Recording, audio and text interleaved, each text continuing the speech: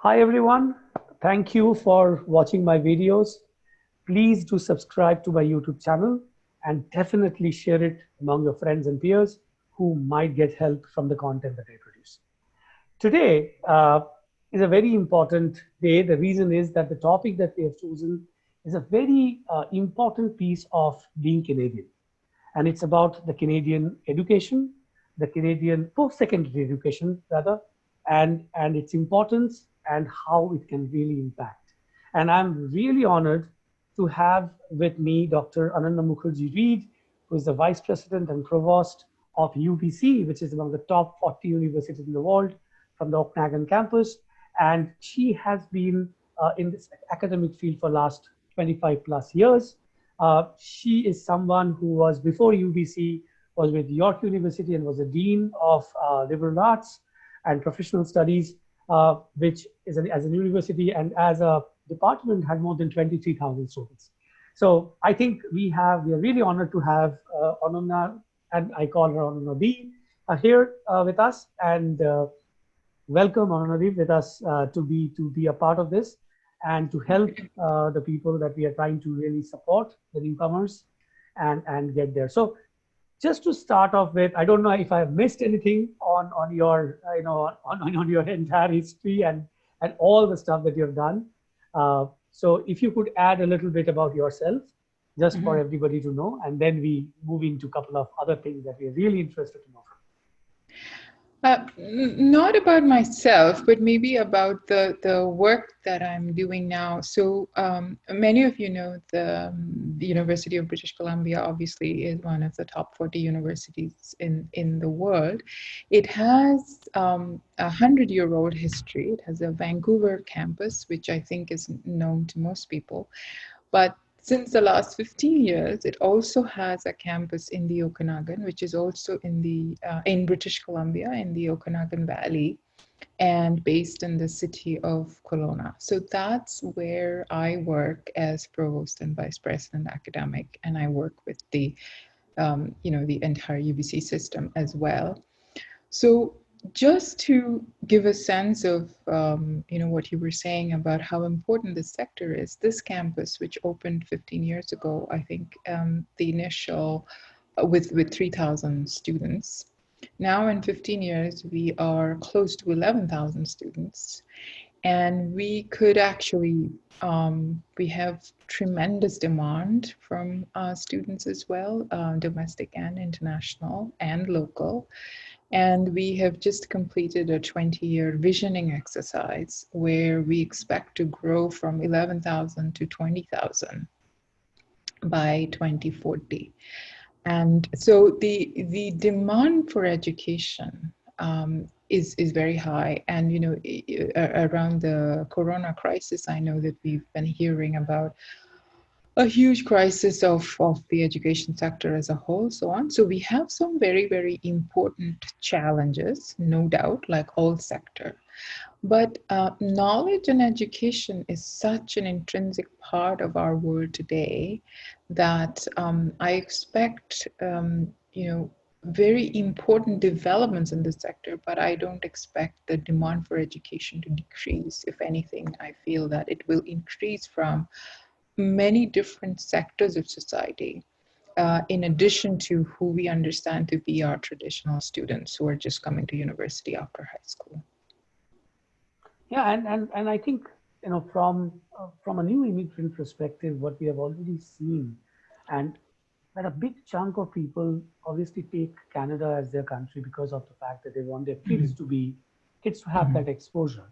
And I think in my introduction and what Ananya just spoke about, she didn't mention, but she's probably one of those very few who has really moved from India as a student to US, and then done a PhD there, then moved to the whole this post-secondary sector, and really gone up from where she started and where she is. There are very few people at that level representing our part of the world. So I think it's a big piece that all of you who are listening to this video or watch this video should know.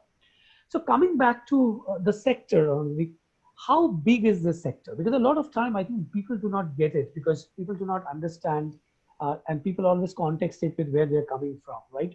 Mhm. How big is this post-secondary sector as Mhm. such?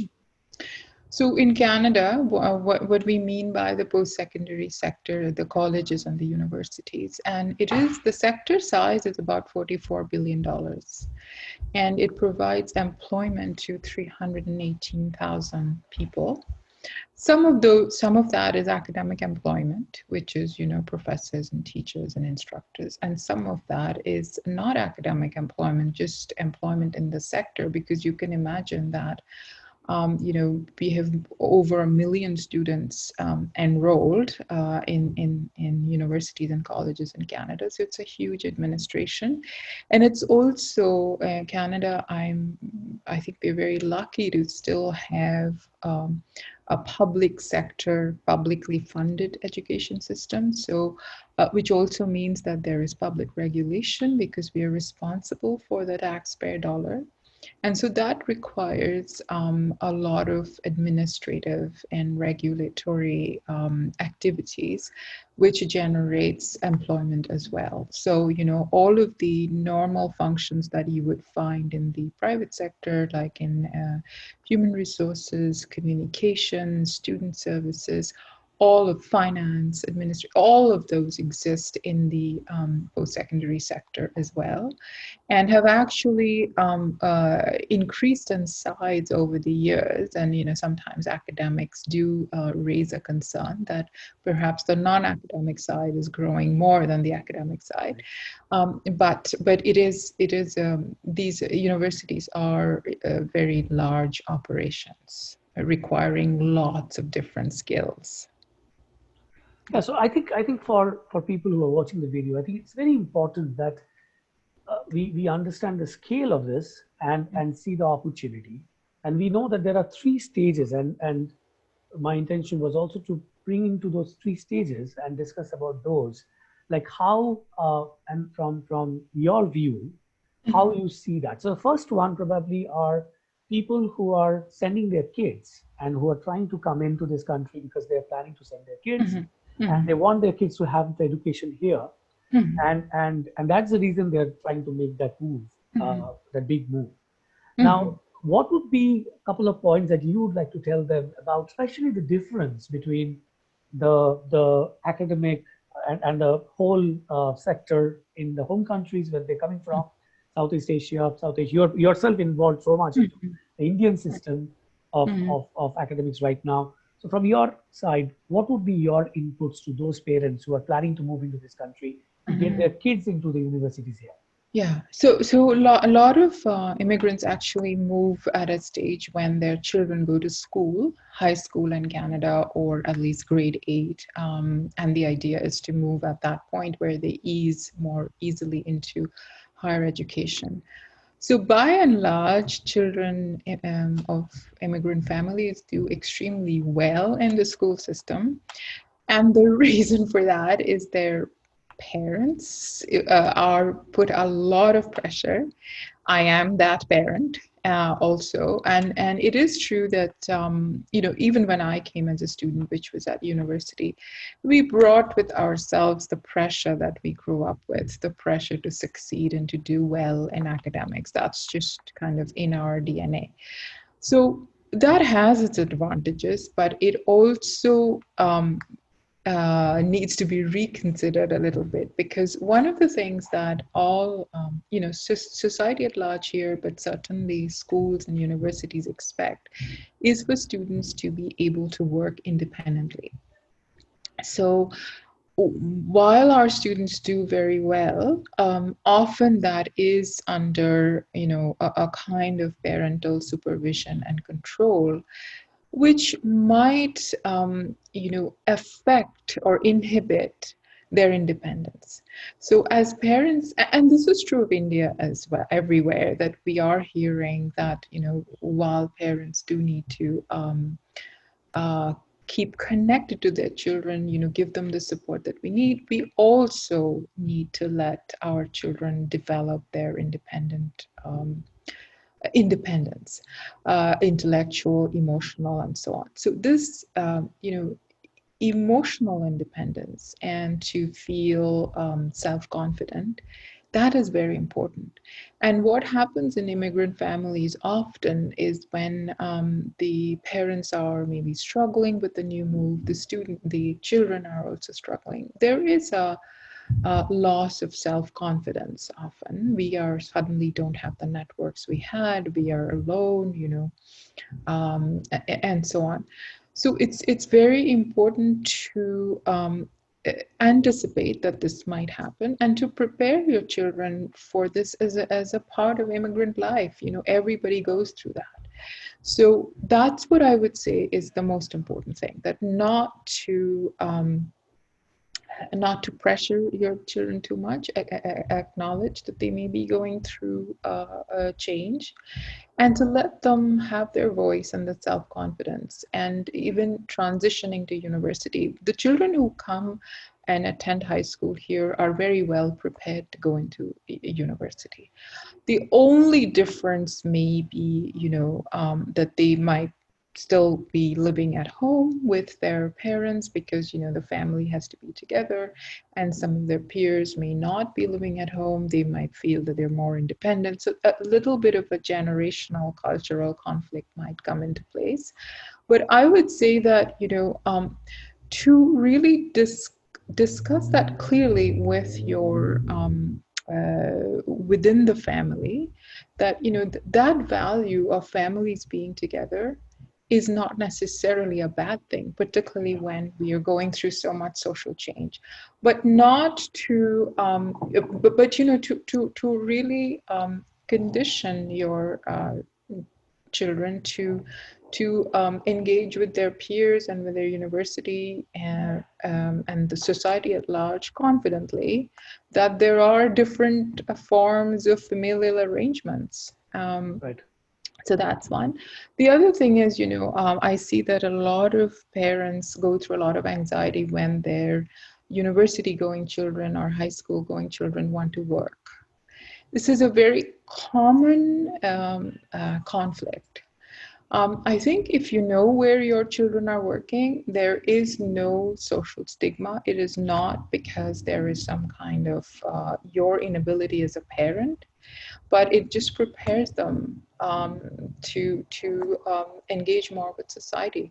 So I would say that building self-confidence, being confident and proud of your culture, your family arrangements, and also engaging, whether it's of paid work, are fine things to do. To embrace them as parents would be very important. No, I think these are so important points, that, and a lot of time parents miss this, right? Because they are so focused. And in fact, I have actually done one of my videos on called parenting, that why it is mentoring, that is what is important, right? That how do you get mentoring to be done with your kids and not really pressure them on getting things done based on your beliefs. The other point that I wanted to bring in is, which is also very important. A lot of time we see parents who are coming in, or young parents, or people who are moving in, who have all done their career, they've done their studies abroad, and they're primarily moving here to work or to settle, but they also have plans to study here and do some courses here, programs here.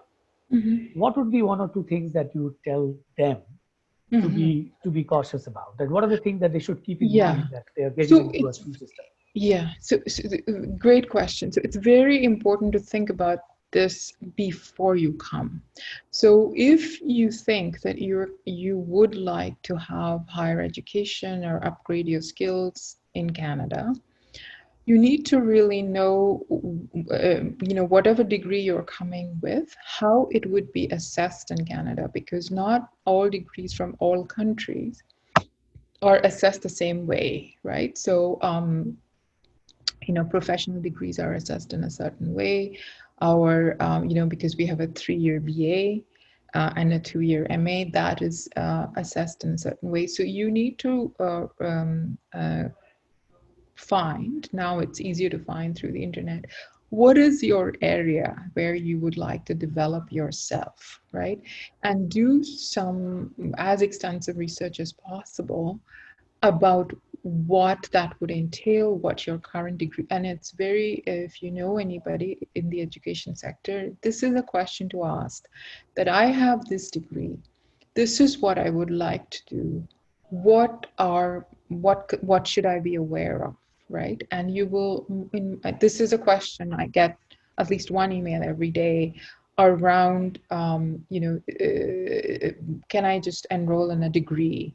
Or somebody would say, can you help me get into a PhD program or an MA program? And the system here is very different. So it's very important to plan that before you come.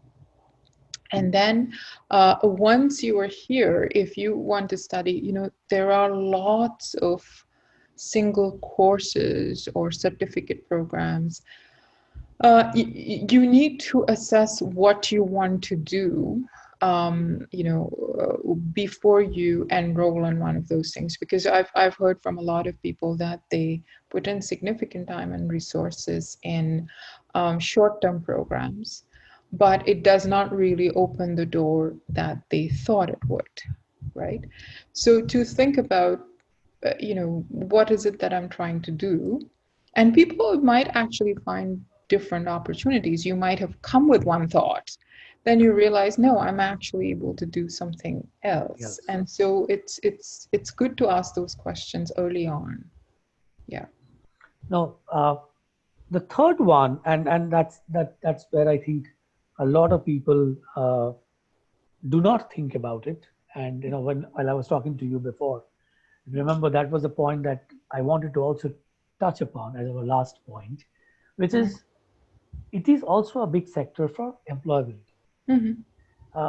And I don't think that I have seen too many people really thinking about it other than the academic side. Mm-hmm. So what would be your views on some of the preparedness that they should have if they are planning to do this? And what are the few things that in which they can get some help from in terms of understanding what that sector looks like? So, as I was saying in the beginning, that there are, the organization of the sector is very similar to the private sector. So there is a human resource activity, there's communication, there's finance, there's administration, there's student services. The difference is because the sector is organized like in a semi-public sector mode. It's not a place where you can walk in, see a manager, leave a CV, and get a call back. That's not how it works. So we are required to advertise jobs, and in some cases, the advertising is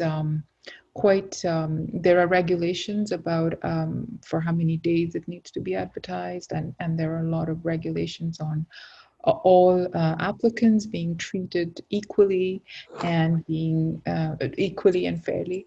So you would have to ask somebody exactly how the process works. You need to understand how to put yourself through the process, right? And then there are always one thing that I always see. Somebody would call me and ask, like, can I come and see you? There is a job in your university. How can you help me? So the way I can help is I can explain the sector, I can explain what is being looked at, and so on. And then sometimes the next question is they've asked for 3 references. I don't know anybody. Can you be a reference? And I cannot. Even if we share some networks, personal networks, I cannot, because the reference that they're looking for is not just the character reference, but it is a reference of your skills, right? So it actually doesn't help you if a person cannot say that I've known this person in these capacities and I have known this person, I've seen this person to perform that way, right? So you might want to ask if references from back home. So you may have left in mid-career. I see this mostly at mid-career. So are there any references from back home that you can ask for? And sometimes I have seen people succeed with that. That's much better than picking just anybody in Canada and say, can you be a reference for me? right? So that part is very important. The other part is, I cannot emphasize this enough, is reading about Canada. So please read the newspapers, and don't just read, random stuff on the internet. Do read the Toronto Star or the Globe and Mail. And I know that some of the content is behind paywall, but whatever you can receive, whatever you can find, where you can see where discussions are evolving about Canadian society. So around the technology sector, for example. The third thing I would say, now there's a lot of emphasis on what we call social and emotional skills. And I would say, that the Conference Board of Canada has done quite a bit of big study on how employers are saying that new university graduates miss that. Now, immigrants come with a lot of social and emotional skills, but we don't always are not always able to state them or talk about them in that way. So what needs to be understood is the person who is interviewing you does not really know the circumstances in which you worked before. So if you just say that, I worked in city X in company Y, it doesn't mean anything to that person. Yeah. But if you explain to that person that I worked in this company with that many employees, and we were, and I'm telling you real stories I've heard, we were going through a process where I was HR manager in a factory which was doing some pretty serious automation. So my job was to talk to people about how it would impact. This would connect, right? Rather than saying that I just did that. There's a person who came, he could not find, he took voluntary retirement very early, and then he was only doing tutoring. But when he came, he was able to say 2 or 3 stories about students and how he mentored them. That meant a lot. But if you just say that, I founded my own coaching center, that wouldn't mean anything. So what your skills are, what you've done to present them in a way that would connect to the person who's interviewing you, that is very important. And we don't. Several things go on. One is, we are always we think that we don't have enough experience. So obviously we're worried about that perception. And sometimes we are just, kind of repeating lines from our CV. But if you are, even in a CV, I would say it's very important to say, what was the substance of that work? And how did you connect? How did you bring people together? How did you lead? And those things are very hard to do when you've just come as an immigrant and you feel totally dislocated and you feel like, how can I keep talking about myself? But it's very important because people need to understand you in your context, which they don't know. Right. No, I think it's so valuable because I think that's the part that which I also see when I meet people missing. And that's exactly what I myself went through when I was trying to get through. And even after working here for 5 years, is that, you have to tell the story from a perspective of the person who is taking you. Hearing you. Yeah. Right. So because at the end of it, I tell this that it's not about the problem of your job cannot be solved by you. It has to be solved by somebody else who needs that resource. And that person has to get you to see as the best resource possible. Mm-hmm. So that need, the win-win has to happen. And that is what is so critical. Mm-hmm. I think these points are so vital. And I think we are coming towards the end of our time. Mm-hmm. And thank you very much, Rudy, for all these points. And thanks to everyone who is going to watch this. And as we said that we are going to continue with this series, please continue to give your comments. Let us know how you find this. And please to come back to us to tell us that if you need something else, if you need some more discussions like this, we would be more than happy to again go to Dr. Reed and try to get her again among us to help us in this understanding, and we will move forward. And thank you for watching the video, and have a nice day to everyone. Thank you. Thank you, Arnavi. Thank you.